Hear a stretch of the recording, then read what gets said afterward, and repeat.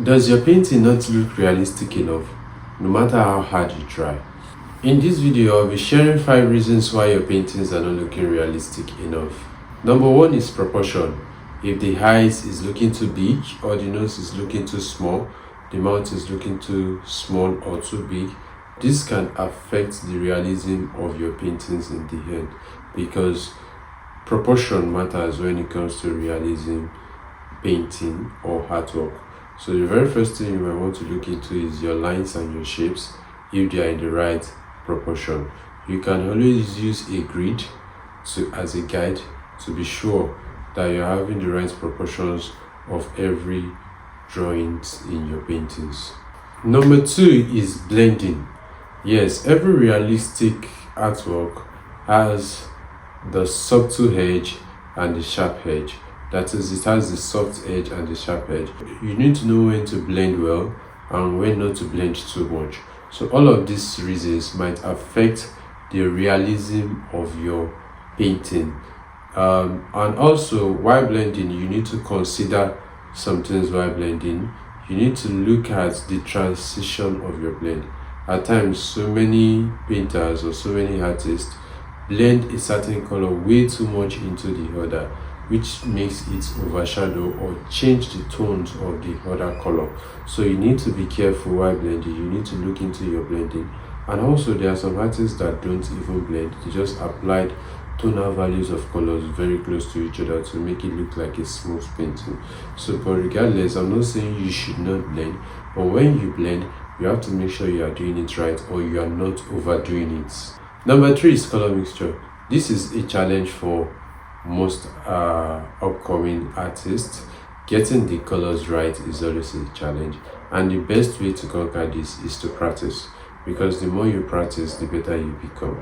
So, and also you need to learn color theory.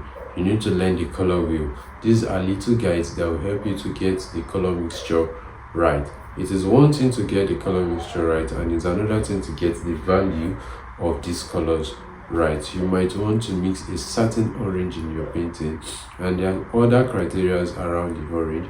Is it saturated? Is it not saturated? How bright or how dark is this orange? All of this can affect the realism of your painting in the long run. 4th one is the value. Yes, be it pencil work or painting, it is very essential to make sure that you are getting your values right, in essence of the highlight, the midtone and the dark tone. And one of the mistakes we make as an artist is we believe that highlights are white. This is wrong. Most highlights are even gray. Some of them are light yellow, some are like light pink, some are light orange. So don't assume that these highlights are pure white, and in the real sense and realism, highlights are not 100% white. So these are the key things, these are the little things that are making your artwork not looking realistic as it's meant to be. Where you are supposed to use gray as your highlight, like a very light gray, you are using white. This is going to affect the overall outlook of your artwork in the end. I made this mistake a lot while I was starting out as an artist too. After finishing all my paintings, I tend to add more white to the highlights to make it pop. I don't know that all of these are wrong, because in the end, it's going to make my artwork look less realistic, because I'm trying to exaggerate the highlight, which is not meant to be. These are values, they are levels to how the lights should look. So if you need a guide on how you can control, you can checkmate if you are using the right value, let me know in the comment section. I can do a short video on how you could be sure you are mixing the right value of colors, or you are using the right value of colors in your paintings. The 5th one, you are rushing the process. Yes, some upcoming artists wants to achieve a level of details that would have cost them like 3 or 4 days to finish up in just 8 hours or a day.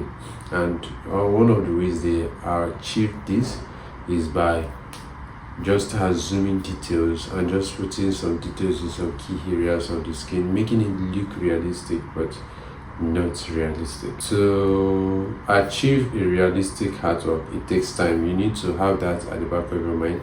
The details might not be so hard to achieve, but it takes time to do all of these things. It takes patience and it takes time. So don't rush the process. If you want your artwork to look realistic enough, please don't rush the process. Be patient with your painting and make sure you study your reference before you add any details.